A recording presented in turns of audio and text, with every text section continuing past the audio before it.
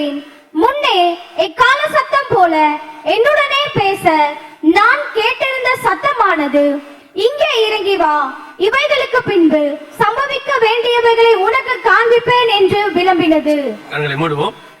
நல்ல தகப்பனே, சர்வ வல்லமை உள்ள எங்கள் ஆண்டவரே, இந்த அருமையான நாட்களுக்கு உமக்கு ஸ்தோத்திரம். இந்த மாலை வேளையிலும் கர்த்தர் நீர் எங்களோடு கூட பேசுவீராக, இடைபடுவீராக. தேவ ஆவியானவர் நேற்று தினத்திலே எங்களோடு கூட இருந்து நடத்தினது போல, இன்று காலையிலும் ஆராதனையிலே கர்த்தருடைய நாமம் மகிமைப்பட்டது போல, இந்த ராத்திரி வேளையிலும் தேவ ஆவியானவர் எங்கள் மத்தியிலே அசைவாடும்படி நாங்கள் செபிக்கிறோம். ஆவியானவர் சொல்லுகிறதை எங்கள் காதுகள் கேட்க, எங்கள் காதுகளை தேவ ஆவியானவர் திறக்கும்படி நாங்கள் செபிக்கிறோம். நீங்க பேசுங்க, நீங்க இடைபடுங்க ஆவியானவர். திரும்பி போகும் பொழுது வசனத்துக்கு ஆண்டவரை செவிசாய்த்தவர்களாக, வருகைக்கு ஆயத்தப்பட்டவர்களாய் திரும்பி போக கர்த்தர் கிருபை தருவீராக. மகிமை உள்ள கரத்தில் எங்களை தாழ்த்துகிறோம் எங்கள் ஆண்டவர் இயேசு கிறிஸ்துவின் நாமத்தில் பிதாவே. அல்லேலூயா. வெளிப்படுத்தின விசேஷம் 4ஆம் அதிகாரம் 1வது வசனம், இங்கே ஏறி வா, இவைகளுக்கு பின்பு சம்பவிக்க வேண்டியவர்களை உனக்கு காண்பிப்பேன் என்று விளம்பினது. சபைக்கு எல்லா காரியங்களையும் சொல்லி முடித்துவிட்டு ஆண்டவர் இன்னும் சொல்ல வேண்டிய, இனி சம்பவிக்க வேண்டிய காரியங்களை சபைக்கு சொல்லும்படிக்கு யோவானுக்கு சில காரியங்களை கர்த்தர் வெளிப்படுத்துகிறார். அதுல குறிப்பாக 6ஆம் அதிகாரத்திலிருந்து அந்த வெளிப்பாடுகள் யோவானுக்கு கிடைக்கிறது. இந்த 4ஆம் அதிகாரத்தில் அந்த வெளிப்பாடுகளை பெற்றுக்கொள்வதற்கு முன்பதாக பரலோகத்தினுடைய தரிசனத்தை யோவான் பார்க்கிறார். 5ஆம் அதிகாரத்தில் அந்த சிங்காசனத்தில் வீற்றிருக்கிறவருடைய கையில் இருக்கிற புஸ்தகத்தை குறித்து அவர் பார்க்கிறார். 6ஆம் அதிகாரத்திலிருந்தான் இவைகளுக்கு பின்பு சம்பவிக்க வேண்டியவைகளை நான் உனக்கு காண்பிப்பேன் என்கிற காரியம் தொடங்குகிறது. அந்த 6ஆம் அதிகாரத்தில் சொல்லப்பட்டிருக்கிற காரியங்களை பொதுவாக முத்திரைகளின் புஸ்தகம் என்று சொல்லுவார்கள். அதுல சொல்லப்பட்டிருக்கிற காரியங்கள் எல்லாம் இருவேறு கருத்துகள் இருக்கிறது கிறிஸ்தவத்துல, குறிப்பாக உபதேசத்தை போதிக்கிறவர்களிடத்துல. இந்த 6ஆம் அதிகாரத்தில் சொல்லப்பட்டிருக்கிற சம்பவங்கள் எல்லாம் சபை எடுத்துக்கொள்ளப்பட்ட பிறகு, இந்த இங்கே ஏறிவாங்கிற வசனம் இருக்கு இல்லையா, இப்ப நம்ம வாசிச்ச வசனம், இதை பொதுவாக ஒரு சிலர் எப்படி எடுத்துக்கொள்வார்கள் என்று சொன்னால், ஆண்டவர் 3ஆம் அதிகாரத்தில் சபைக்கு எல்லா காரியங்களையும் சொல்லிவிட்டு 4ஆம் அதிகாரத்தில் சபையை பார்த்து இங்கே ஏறிவா என்று சொல்லுகிறார். சபை 4ஆம் அதிகாரத்தில் பரலோகத்துக்கு போய்விட்டது என்று சொல்வார்கள். ஆனால் வசனத்தின்படி பார்த்தால் அப்படி இல்லை. இங்கே ஏறிவா என்று கர்த்தர் சொன்னது யோவானை குறித்து தான், சபையை குறித்து அல்ல. யோவான் வேறு, சபை வேறு. 1ஆம் அதிகாரத்திலே ஆண்டவர் யோவானிடத்திலே சொல்லும் பொழுது, ஆசியாவில் உள்ள 7 சபைகளுக்கு நீ எழுது என்று ஆண்டவர் சொல்லுகிறார். இது மட்டுமல்ல, 22ஆம் அதிகாரத்தில் சொல்லும் பொழுதும் ஆவியும் மனவாட்டியும் வாய் என்பார்களாக, கேட்கிறவனும் வாய் என்பானாக. அங்கேயும் யோவானும் சபையும் தனியாக தான் இருக்கிறார்கள். எதற்காக நான் உங்களுக்கு இவ்வளவு விளக்கம் கொடுக்கிறேன் என்றால், 6ஆம் அதிகாரத்தில் சொல்லப்பட்டிருக்கிற சம்பவங்கள் எல்லாம் நம்முடைய காலகட்டத்தில், குறிப்பாக நம்முடைய காலகட்டத்தில் நடக்க வேண்டிய சம்பவங்கள்.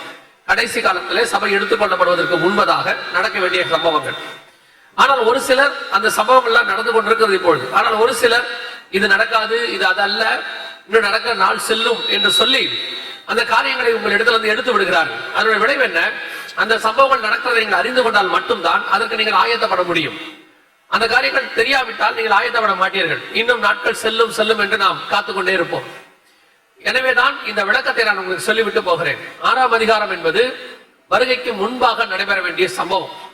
வருகை அந்த 6ஆம் அதிகாரத்துக்கு முன்பாக ஏறக்குறைய 3 முறை பரலோகத்திலே சிங்காசனத்தை யோவான் பார்க்கிறார். 1ஆம் அதிகாரத்திலே பார்க்கிறார், 4ஆம் அதிகாரத்தில் பார்க்கிறார், 5ஆம் அதிகாரத்திலும் பார்க்கிறார். இந்த 3 இடத்திலும் அவர் சிங்காசனத்தை பார்க்கும் பொழுது சபையை பார்த்ததாக அங்கு சொல்லவே இல்லை.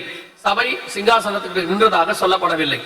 ஆனால் 7ஆம் அதிகாரத்தில் 9ஆம் வசனத்தை நீங்கள் வாசிக்கும் பொழுது, இவைகளுக்கு பின்பு நான் பார்த்தபோது சகல கோத்திரத்திலிருந்தும் ஜாதிகளிலிருந்தும் பாஷைக்காரர்களும் மீட்கப்பட்டதும் ஒருவரும் எண்ணக்கூடாததுமாகிய திரளான கூட்டமாகிய ஜனங்கள் வெள்ளை அங்கிகளை தரித்துக் கொண்டு தங்கள் கைகளில் குருத்தோலைகளை பிடித்துக் கொண்டு சிங்காசனத்திற்கு முன்பாகவும் ஆட்டுக்குட்டியானவருக்கு முன்பாகவும் நிற்க கண்டேன். இங்கேதான் சபை பரலோகத்துல இருக்கு வசனத்தின்படி.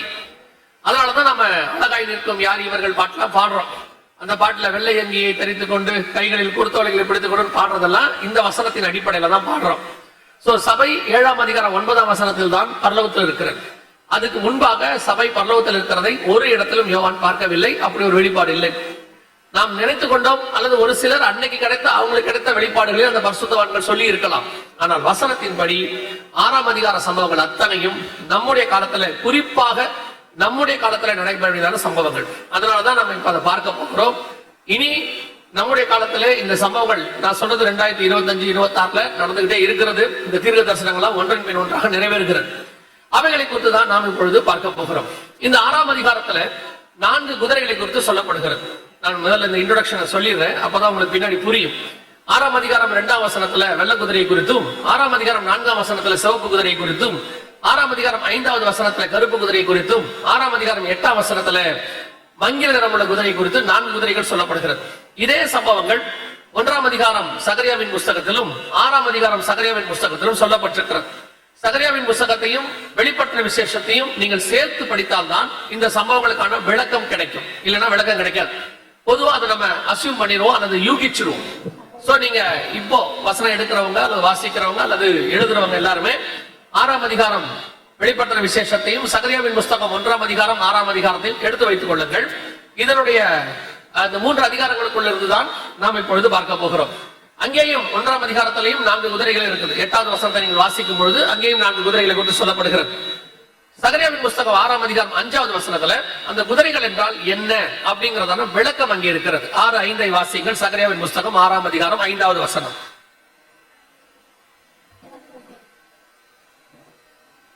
அந்த தூதன் எனக்கு பிரதி உத்தரமாக, இவைகள் சர்வ லோகத்துக்கும் ஆண்டவராய் இருக்கிறவருடைய சமூகத்தில் நின்று புறப்படுகிற வானத்தினுடைய 4 ஆவிகள் என்றார். வானத்தினுடைய 4 ஆவிகள் என்றார். அங்கேயும் பாத்தீங்கன்னா 6ஆம் அதிகாரம் 1 முதல் 4 வசனத்துல 4 குதிரைகளை குறித்து அங்கே இருக்கிறது. அதுக்கான விளக்கத்தை தான் அங்க சொல்றாரு. அதுவும் கரெக்டா சிவப்பு, கருப்பு, வெள்ளை, புள்ளி புள்ளியான குதிரை என்று இருக்கும். அதுக்கு அர்த்தம் என்னவென்றால் இவை 4 விதமான ஆவிகள், கர்த்தருடைய சித்தத்தை பூமியிலே செய்யக்கூடியதான ஆவிகள் என்று சொல்லி பார்க்கிறோம். வெள்ளை குதிரைக்கு அந்தி கிறிஸ்துவின் ஆவி என்று சொல்லி நாம் பார்க்கிறோம். ஒவ்வொரு குதிரைக்கும் அதற்கான விளக்கங்களை ஆண்டவர் ஒவ்வொரு இடத்திலும் கொடுத்து வச்சிருக்கிறார். நீங்க வெளிப்படுத்தின விசேஷம் 6ஆம் அதிகாரம் 2வது வசனத்துல வெள்ளை குதிரையை பார்க்க முடியும். அதற்கான விளக்கங்களையும் ஆண்டவர் கொடுத்திருக்கிறார். இப்ப நம்ம என்ன பண்ண போறோம் அப்படின்னு கேட்டீங்கன்னா, சகரியாவின் புஸ்தகத்துல இருந்து நாம் சேர்த்து வாசிக்க போகிறோம். இந்த காரியங்களை உங்களுக்கு ஈஸியா புரியறதுக்காக தான் இந்த சகரியாவில இருந்து நான் இந்த வெளிப்பட்டோடு கனெக்ட் பண்றோம். இல்லைன்னா கொஞ்சம் உங்களுக்கு அது புரிஞ்சுக்கிறது கஷ்டமாக இருக்கும். அதனாலதான் இந்த சகரியாவின் புஸ்தகத்துல முதலாவது சிவப்பு குதிரை தான் வருகிறது. அதற்கு பின்னால் மங்கிர நிறமுள்ள குதிரை வருகிறது. இது ரெண்டும் ரொம்ப இம்பார்ட்டன்ட். இப்ப நம்ம பார்க்க வேண்டியதான ஒரு விஷயம். முதல்ல இந்த சிவப்பு குதிரைனா என்ன அப்படின்னு உங்களுக்கு தெரியணும். சிவப்பு குதிரை எப்பொழுது வரும், என்ன நடக்கும் அப்படி எளியமாக அங்கே கொடுக்கப்பட்டிருக்கிறது. சகரியாவின் புஸ்தகம் 1ஆம் அதிகாரம் 8வது வசனத்தை வாசி. இதோ இன்று ராத்திரி சிவப்பு குதிரையின் மேல் ஏறி இருந்த ஒரு புருஷனை கண்டேன். அவன் பள்ளத்தாக்கில் இருக்கிற மிருது செடிகளுக்குள்ளே நின்றான். அவனுக்கு பின்னாலே சிவப்பும் மங்கின நிறமுமான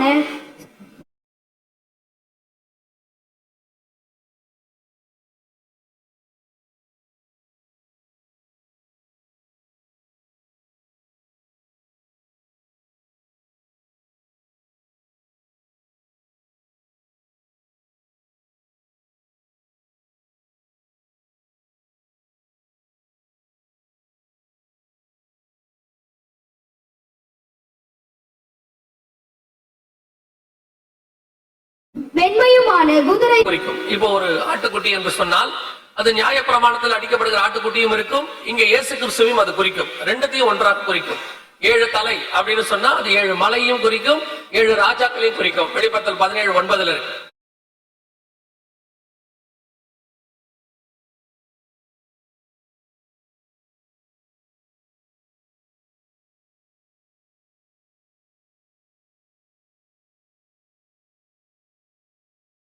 ஒரு ஸ்திரீ நகரத்தையும் குறிக்கும். வெளிப்படுத்தல் 17:18 இருக்கிறது.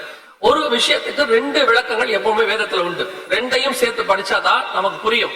ஏதாவது ஒன்னை எடுத்துக்கிட்டு போனோம்னா ஒரு விஷயம் தான் புரியும். இப்போ சகரியாவின் புஸ்தகத்துல ஒரு காரியம் சொல்லப்பட்டிருக்கிறது. இந்த 70 வருஷமாய் அப்படின்னு. இது எந்த 70 வருஷம் அப்படின்னு கேட்டீங்கன்னா, சிதேக்கியா ராஜா காலத்துல இஸ்ரவேல் ஜனங்கள் அடிமைப்பட்டு போன பிறகு 70 வருஷம் அங்க அடிமைத்தனத்துல இருக்கிறாங்க.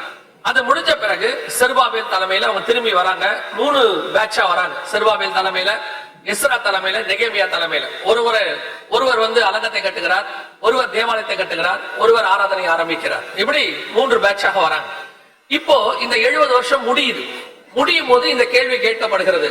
இந்த 70 வருஷமாய் எருசலேமின் மேலும் யூதா பட்டணங்களின் மேலும் எது வரைக்கும் உங்க கோபம் இருக்கும் அப்படின்னு கேட்கிறாங்க. இதே காரியத்தை இந்த சிவப்பு குதிரை கருப்பு குதிரை எல்லாம் பாத்தீங்கன்னா செருபாபேல் காலத்துல வரல. அவங்க காலத்துல இப்படி ஒரு சம்பவம் நடக்கல. அதுவும் வேதத்துல இருக்கு, நீங்க பார்த்திருப்பீங்க. செருபாபேல் வந்து ஆலயத்தை கட்டுறார். ஆகாய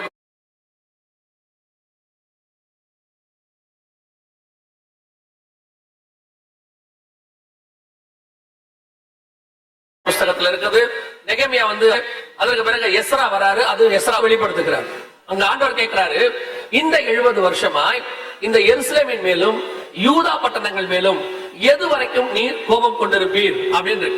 இந்த தீர்க்க தரிசனத்தினுடையதான நிறைவேறுதல் எப்ப நடந்துச்சு அப்படின்னு கேட்டீங்கன்னா, கிட்டத்தட்ட 1850 வருஷம் கழிச்சு இஸ்ரவேல் தேசம் விடுதலையானது. 1948 அவர்கள் விடுதலை ஆகிறார்கள்.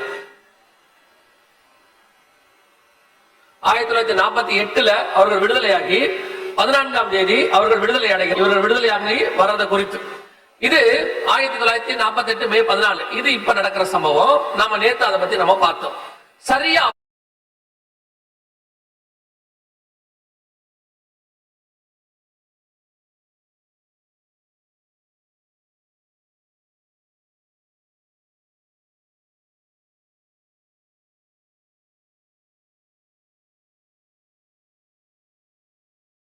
இருந்து 70 வருஷம் கழிச்சுதான் இந்த தீர்க்க தரிசனத்தினுடைய ஆரம்பிக்கிறது. இந்த சிவப்பு குதிரையுடைய காரியம் அங்கேதான் ஆரம்பிக்கிறது. இதுக்காக 70 வருஷம் அப்படின்னு கேட்டீங்கன்னா, 1948 இஸ்ரவேல் விடுதலை ஆச்சு. சரியா 70 வருஷம் 2018 எருசலேம்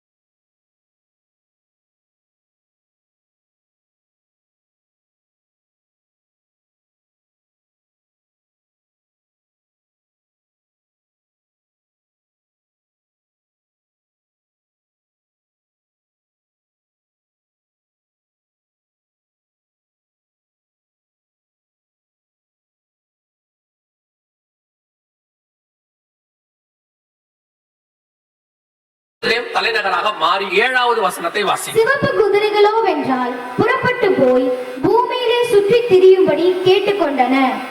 அதற்கு அவர், போய் பூமியில் சுற்றி திரியுங்கள் என்றார். அப்படியே பூமியிலே சுற்றி திரிந்தன. இந்த சிவப்பு குதிரை 70 வருஷம் கழிச்சு பூமியிலே சுற்றி திரியும்படி கேட்டுக்கொண்டன. அவர் என்ன சொல்றாரு? போய் சுற்றி திரியுங்கள் என்றால் அவைகள் சுற்றி திரிந்தன. இப்ப இந்த சிவப்பு குதிரைனா என்ன? அதான் அடுத்த கேள்வி. சரியா இது 2018 முடிஞ்ச பிறகு வரணும். உங்களுக்கு புரிதலுக்கு இன்னும் கொஞ்சம் ஈஸியா புரியறதுக்கு சொல்றேன். 2018க்கு பிறகு 2019 இருந்து இந்த சம்பவங்கள் நடக்கணும். பூமி முழுக்க சுத்தி திரியணும். சுற்றி திரியுங்கள் என்றார். அப்ப பூமி முழுக்க இந்த சிவப்பு குதிரை சுத்தும் போது என்ன நடக்கும்? அதான் இப்போ முதலாவது நம்ம தெரிந்து கொள்ள வேண்டியது. வெளிப்படுத்துற விசேஷம் 6ஆம் அதிகாரம் 4வது வசனம் வாசிங்க. 6ஆம் சிவப்பான வேறொரு குதிரை புறப்பட்டது. சகரியாவில சொல்லப்பட்ட தீர்க்க தரிசனத்தினுடைய அடுத்த பகுதி யோவானுக்கு வெளிப்படுத்தப்படுகிறது. அது சுற்றி திரியுங்கள் என்றார். பூமி முழுக்க இப்ப குதிரை புறப்பட்டது. வாசிங்க. அதின் மேல் ஏறி இருந்தவனுக்கு பூமியில் உள்ளவர்கள் ஒருவரை ஒருவர் கொலை செய்யத்தக்கதாக. அது பூமியிலேயே சுற்றி திரியுதுன்றதுக்கான விளக்கம் இங்க இருக்கு. பூமியில் உள்ளவர்கள் ஒருவரை ஒருவர் கொலை செய்யத்தக்கதாக சமாதானத்தை பூமியிலிருந்து எடுத்து போடும்படியான அதிகாரம் கொடுக்கப்பட்டது. ஒரு பெரிய பட்டயமும் அவனுக்கு கொடுக்கப்பட்டது. அப்ப இந்த சிவப்பு குதிரையோட வேலை என்னன்னா, பூமியிலிருந்து சமாதானத்தை எடுத்து போட்டுரும். ஒருவரை ஒருவர் கொலை செய்யத்தக்கதாக நடக்கும். பூமி முழுக்க ஒரு மரணம் வரும். அது இந்த மரணம் எப்படி வரும் அப்படின்னு கேட்டா ஒருவரை ஒருவர் கொலை செய்யத்தக்கதாக வரும். பூமி முழுக்க வரும். 6ஆம் அதிகாரத்துல வாசிக்கிறோம் சகரியாவில, அது பூமி முழுக்க சுற்றி திரியும்படி கேட்டுக்கொண்டன. அப்ப இந்த மரணம் ஒருவரை ஒருவர் கொலை செய்யத்தக்கதாக வரக்கூடியதான இந்த மரணம், அதற்கு என்ன டூல், அப்படி வர்றதுக்கு என்ன காரணம் இருக்கும் அப்படின்னு கேட்டீங்கன்னா தொடர்ந்து வாசிங்க. அவர் 3ஆம் முத்திரை இல்ல இல்ல இல்ல இல்ல சுற்றி திரி அந்த பூமியில் உள்ளவர்கள் ஒருவரை ஒருவர் கொலை செய்யத்தக்கதாக சமாதானத்தை பூமியிலிருந்து எடுத்து போடும்படியான அதிகாரம் கொடுக்கப்பட்டது. ஒரு பெரிய பட்டயமும் அவனுக்கு கொடுக்கப்பட்டது. அந்த கொலை செய்வதற்கு அந்த தூதன் கையில என்ன கொடுக்கப்படுகிறது? ஒரு பெரிய பட்டயம் கொடுக்கப்படுகிறது. தூதன் கையில் பட்டயம் கொடுத்தால் என்ன வரும்? அத்தனைக்கும் வசனம் தான் இருக்கு பைபிள்ல. இது எதுவும் யூகம் கிடையாது, அசம்ஷன் கிடையாது, இல்ல என்னுடைய சுய கருத்து, இல்ல யாருடைய விளக்கமோ இது கிடையாது. ஒவ்வொன்றுத்துக்கும் வசனம் இருக்கு. பைபிள்ல நிறைய பட்டயம் இருக்கு. பட்டயத்துக்கு நிறைய விளக்கம் இருக்கு. மனுஷன் கையில சாதாரணமா பட்டயம் இருந்தா அதுக்கு பேர் யுத்தம். கோலியாத் பெரிய பட்டயத்தை வைத்திருந்தான். தாவீதின் கையில் பட்டயம் இல்லாதிருந்தது, அதுக்கு பேர் யுத்தம். மனுஷனுக்கிட்ட இருந்தா யுத்தம். எபேசியர் 6ல இருக்கு ஆவியின் பட்டயம் அப்படின்னு இருக்கு. அது எதை குறிக்குது? வேத வசனத்தை குறிக்கும். அது ஆவியின் பட்டயம். வெளிப்படுத்தல் 2ஆம் அதிகாரத்துல வாசிக்கிறோம், இருபுறம் கருக்குள்ள பட்டயம், அது கர்த்தருடைய வார்த்தையை குறிக்குது. இப்படி பட்டயத்துக்கு நிறைய விளக்கம் இருக்கு. ஆனா தூதன் கையில் பட்டயம் இருந்தால் அதற்கு என்ன வரும்? அதற்கான விளக்கம் வாசிங்க. 1 நாளாகமத்தின் புஸ்தகம் 21ஆம் அதிகாரம் 12வது வசனத்தை வாசிங்க. 1 நாளாகமம் 21:12 வாசிங்க.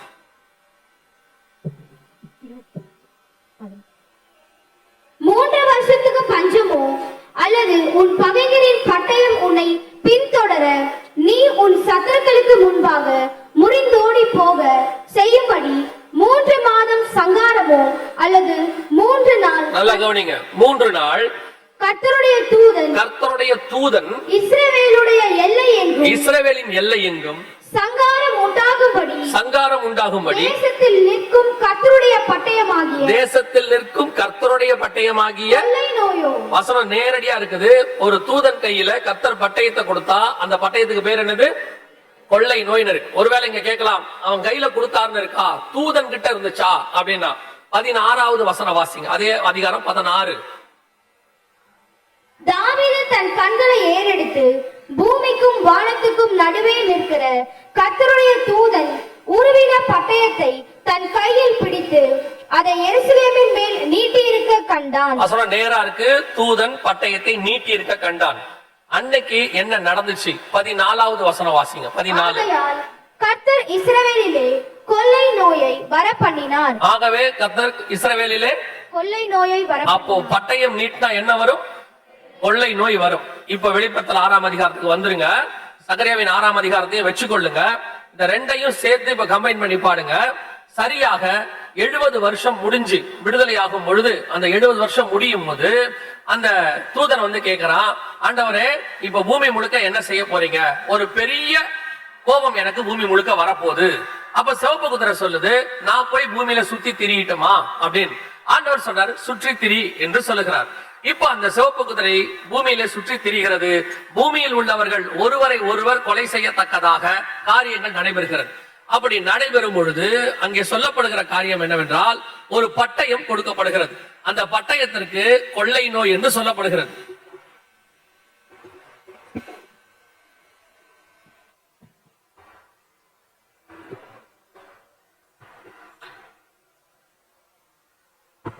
சரி, அந்த பட்டயத்திற்கு கொள்ளை நோய் என்று சொல்லப்படுகிறது. இப்போ இது எப்ப வரும் அப்படின்னு கேட்டீங்கன்னா, நம்முடைய கணக்கின்படி 1948ல இஸ்ரவேல் தேசம் விடுதலை ஆகுது. சரியா 70 வருஷம் முடியும் போது 2018 முடிகிறது. 2019ல இந்த கொள்ளை நோய் பூமிக்குள்ளே வரணும். அது எப்படி வரும்? பூமி முழுக்க வரும். அதான் ரொம்ப முக்கியம். ஏதோ ஒரு நாட்டுக்கு, ஒரு தேசத்துக்கு, இல்ல இஸ்ரவேல் தேசத்துக்கு அல்ல, பூமி முழுக்க வரும். அதை விட ரொம்ப அதுல பின் பாயிண்டா கர்த்தர் சொல்ற வார்த்தை வெளிப்படுத்தல் 6:4. அது மரணத்தை கொண்டு வரும். எப்படி கொண்டு வரும்னா, ஒருவரை ஒருவர் கொலை செய்யத்தக்கதாக. அந்த வார்த்தை அந்த இடத்துல இருக்கு பாருங்க, ஒருவரை ஒருவர் கொலை செய்யத்தக்கதாக. நீங்க ஒரு வார்த்தையை மறந்திருக்க மாட்டீங்க. 5 வருஷம் தான் ஆகுது, நீங்க மறந்திருக்க மாட்டீங்க. குவாரண்டைன்ங்கிற வார்த்தையை மறந்திருக்க மாட்டீங்க. தனித்திரு, விழித்திரு, விலகிரு அப்படின்றத மறந்திருக்க மாட்டீங்க. ஏன் தனித்திருக்க சொன்னாங்க அப்படின்னு கேட்டீங்கன்னா, இந்த கொள்ளை நோயானது, கொரோனா, கோவிட் கொள்ளை நோயானது ஒருத்தர் மூலமாக இன்னொருத்தருக்கு பரவச்சு. ஒருத்தரை ஒருத்தர் கொலை செய்யத்தக்கதா சைனால ஊகான் மாநிலத்தில் ஆரம்பிச்சது. ஏறக்குறைய 185 நாடுகளுக்கு மேல போச்சு. அத்தனை நாட்டுக்கும் இது பரவியது. ஆனா போன நாட்டுல எல்லாத்துலயும் மரணம். எந்தெந்த நாட்டுக்கெல்லாம் போச்சோ அந்தந்த நாட்டுல அது மரணம். 2 தீவுகளுக்கு மட்டும்தான் அது மரணத்தை கொண்டு வரல. காரணம் அந்த 2 தீவுக்கு கொரோனா போல. ஏன்னா அங்க பிளைட்டும் கிடையாது, கப்பலும் கிடையாதாம். வருஷத்துக்கு 2 கப்பல் தான் வருமா அந்த தீவுக்கு. அந்த மாதிரி உள்ள 2 தீவுகளுக்கு மட்டும் கிடையாது. மற்றபடி உலகத்தில் உள்ள எல்லா நாட்டுக்கும் கொரோனா வந்தது. அத்தனை பேருக்கும் மரணம் வந்தது. இது எப்ப நடந்தது?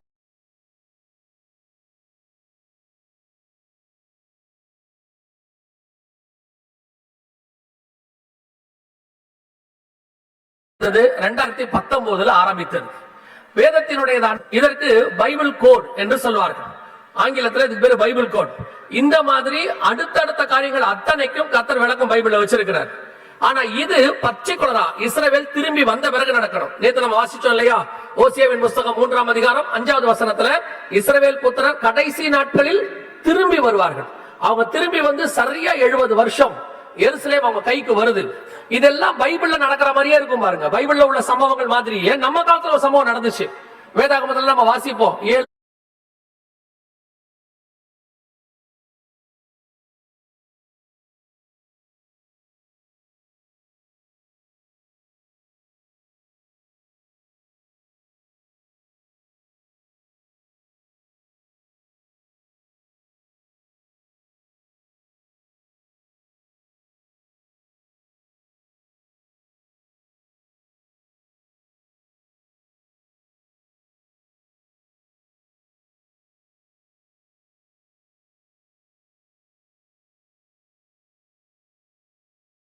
வருஷம் நேபுகாத்நேச்சர் அப்படி இருந்தா 430 வருஷம் அவர்கள் வந்து எகிப்தில் அடிமையாக இருப்பார்கள். 70 வருஷம் வந்து அசரகால நிலை. எவ்வளவு காலம் கேட்டா அது அடுத்த ஆச்சரியம். காலம் கேட்டா அது அடுத்த ஆச்சரியம். இந்த கொரோனா ஆரம்பிச்சது 2019 டிசம்பர் மாசத்துல ஆரம்பிச்சது. அதுக்கப்புறம் வீரியம் அதிகமாச்சு. அதாவது ஒரு அலை, 2வது அலை, 3வது அலை வரைக்கும் போச்சு.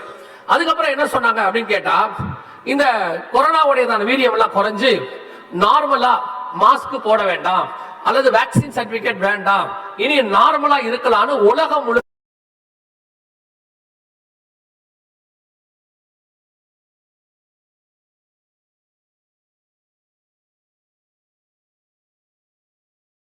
நார்மல் ஆனது. கடைசியா வெஸ்டர்ன் கண்ட்ரிஸ் கனடால பக்கம் தான் 2023 நடந்துச்சு. அது வரைக்கும் கோவிடோடையதான பேண்டமிக் உடையதான அந்த எமர்ஜென்சி இருந்துகிட்டே இருந்துச்சு. எப்ப வரைக்கும் கேட்டீங்கன்னா சரியா 2023 மே மாசம் வரைக்கும். எதுக்காக இந்த கணக்கு நான் உங்களுக்கு சொல்றேன்னா, கோவிடோடைய எமர்ஜென்சி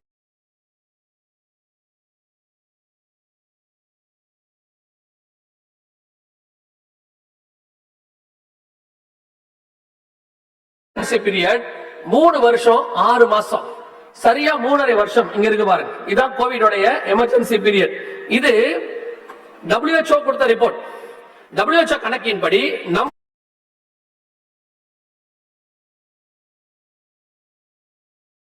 நம்முடைய காலத்துல 3.5 வருஷம் ஒரு கொள்ளை நோய் வந்திருக்கு. 3.5 வருஷம்னா நீங்க மறந்திருக்க மாட்டீங்கன்னு நினைக்கிறேன். கொடுக்கப்பட்டிருக்கு. துல்லியமாக ஆண்டவர் சொல்லி இருக்கிறாரு. நான் இன்னும் டீப்பா போனா இன்னும் இருக்கு. எத்தனாவது வருஷம் எந்த இடத்துல ஆரம்பிக்கும் எல்லாமே பைபிள் இருக்கு. அத்தனையும் கத்த தெளிவா கொடுத்து வச்சிருக்கிறார். ஆனால் இவ்வளவு வேதத்துல இருக்கு. நாம எத்தனை பேர் தெரிஞ்சுக்கிட்டோம்? இடத்துல இருக்கிறவன் இல்லாவிட்டால் யார் எங்களுக்கு சொல்வார்கள்? யாராவது எங்களுக்கு சொல்லணும் இல்லையா அப்படிம்பாங்க. கவனிங்க, இதை எழுதி கொடுத்தது பரிசுத்த ஆவியானவர். ஆமென். உங்களுக்குள்ள அந்த ஆவியானவர் இருக்கிறார். எழுதி கொடுத்த ஆத்தர் உங்களுக்குள்ள இருந்தா ஏன் அப்ப அந்த புக்கு புரியாது? எழுதி கொடுத்தவரே எழுதுறவரே கூட உட்கார்ந்தா ஈஸியா புரியும் தானே. அடுத்து இன்னொரு கதை நம்ம சொல்லுவோம். படிப்பறிவு எல்லாம் அதுக்கு ரொம்ப வேணுங்க. வெளிப்படுத்துற விசேஷம் படிக்கணும்னா அதுக்கெல்லாம் பைபிள் காலேஜ் முடிச்சிருக்கணும். இந்த வார்த்தையை நீங்க சொல்லுவீங்கன்றதுக்காக தான் வெளிப்படுத்துற விசேஷத்தையே படிப்பறிவு இல்லாத யோவான் கையில கொடுத்தாரு. நீங்க ஏமாந்துருவீங்க, நீங்க ஏமாத்துவீங்கன்னு தெரியும் அவருக்கு. அதனாலதான் வேதம் சொல்லுது அவர்கள் படிப்பறிவு இல்லாதவர்களும் பேதமை உள்ளவர்களும் அப்போஸ்தலர் படிக்க சொல்லுது. அப்படின்னா இந்த வெளிப்படுத்துற விசேஷத்தை படிக்கிறதுக்கு ரொம்ப படிப்பறிவிலா தேவையில்லை. ஆவியானவர் துணையோட உட்கார்ந்து நீங்க படிச்சீங்கன்னா ஆவியானவர் சபைகளுக்கு சொல்லுகிறதை காது உள்ளவன் கேட்க கடவன். பைபிள்ல உள்ள சம்பவம் தான் இது. இது யாருக்கும் என்னமோ மறைமுறையெல்லாம் வைக்கல. ஆவியானவர் சபைகளுக்கு எழுத சொன்னது. ஆனா நாம தெரிஞ்சு காட்டி அது எப்படி அவர் பொறுப்பாகும்? இவ்வளவு பெரிய விஷயத்த உலகமே யோசிச்சு பாருங்க. யோனாக்கு ஆண்டவர் சொல்றாரு 1,20,000 பேர் இருப்பா. அவர் பரிதவிக்கிறார். ஒரு 1,20,000 பேருக்கு கர்த்தர் அன்னைக்கு பரிதவிச்சிருப்பாருன்னா, இன்னைக்கு கோவிட்ல செத்தது மட்டும் 2 கோடி பேர் WHO கணக்கு. ஆனா ஒரு ஆய்வு சொல்லுது அதை விட 8 மடங்கு செத்துருக்காங்கன்னு. அந்த கணக்கு படி பார்த்தா 16 கோடி பேர். தேவன் பரிதவிச்சிருப்பாரா மாட்டாரா? நமக்கு தான் இன்னைக்கு இதெல்லாம் சாதாரணம் ஆயிடுச்சு. நாங்க இருக்கும்போது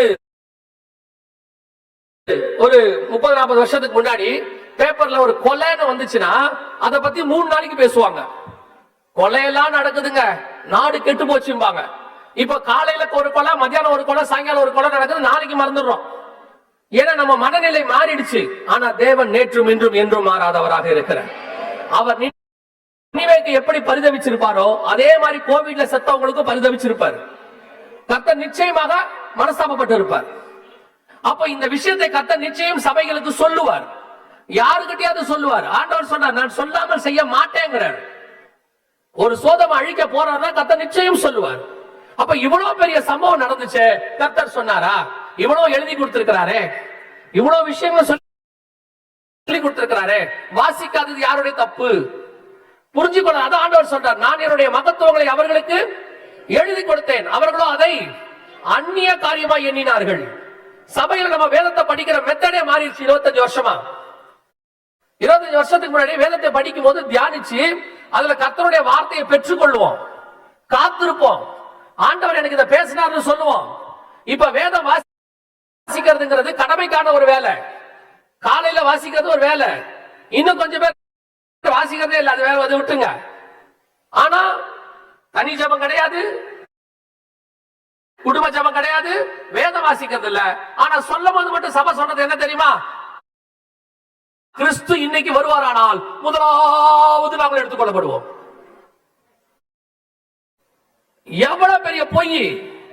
உங்களுக்கே தெரியும் நீங்க போக மாட்டீங்கன்னு, உங்களுக்கே தெரியும். ஆனால் சொல்லும் போது வேதத்தில் உள்ள மகத்துவங்களை ஆண்டவர் எழுதி கொடுத்திருக்காரு. ஆண்டவர் சொன்னாரு, அறிவின்மையால் என் ஜனங்கள் சங்காரமாகிறார்கள். இதான் இப்போ 2 கோடி பேர் செத்து போயிருக்கான். இவ்வளவு பெரிய விஷயத்தை ஆண்டவர் எழுதி வச்சிருக்கிறாரு, நம்ம கிட்ட சொல்லாம இருந்திருப்பாரா? சரி, ஓகே, உங்க பார்வைக்கே வந்துருவோம். இல்லைங்க, எங்களுக்கு அதெல்லாம் ரொம்ப தெரியாது, எங்களுக்கு புரியாது அப்படின்னீங்கன்னா, நம்ம ஆண்டவர்கிட்ட இன்னொரு பழக்கம் இருக்கு. தீர்க்க தரிசனம் உரைக்கிறது ஒரு காலமா இருக்கும். ஒரு தீர்க்கதரிசியை வச்சு உரைப்பாரு, நிறைவேறும் போது ஒரு ஆளை வச்சு சொல்லுவாரு நிறைவேறுதுன்னு. இப்போ இயேசு கன்னியின் வயிற்றில பிறக்கணும், ஏசாயா வச்சு சொல்றாரு, இதோ ஒரு கன்னிகை கர்ப்பவதியாகி குமாரனை பெறுவாள். பிறக்கும் போது எவ்வளவு நல்ல தேவன் பாருங்க. பிறக்கும் போது 4 பேருக்கு 4 விதமா சொல்றாரு. புறஜாதியாராகிய கிழக்கு இருக்கிற சாஸ்திரிகளுக்கு நட்சத்திரத்தை வச்சு சொல்றாரு, யூதருக்கு ராஜா பிறந்துட்டாருன்னு. ஏரோதுக்கு வசனத்தை ஆராய்ந்து பார்த்து கண்டுபிடிக்கிறான், யூதேயாவில் அவர் பிறந்திருப்பாருங்க. தேவ தூதர்கள் வந்து மெய்ப்பர்களுக்கு சொல்றாங்க, தாவீதின் ஊரிலே ரட்சகர் பிறந்திருக்கிறாருன்னு. சிமியோன் பரிசுத்த ஆவியில ஏவப்பட்டு தேவாலயத்துக்கு வந்திருந்தார். ஒரு இயேசு பிறக்கிறத 4 விதமா எக்ஸ்பிளைன் பண்றாரு. அதே தேவன் தான் இன்னைக்கு நமக்கும் தேவனாக இருக்கிறார்.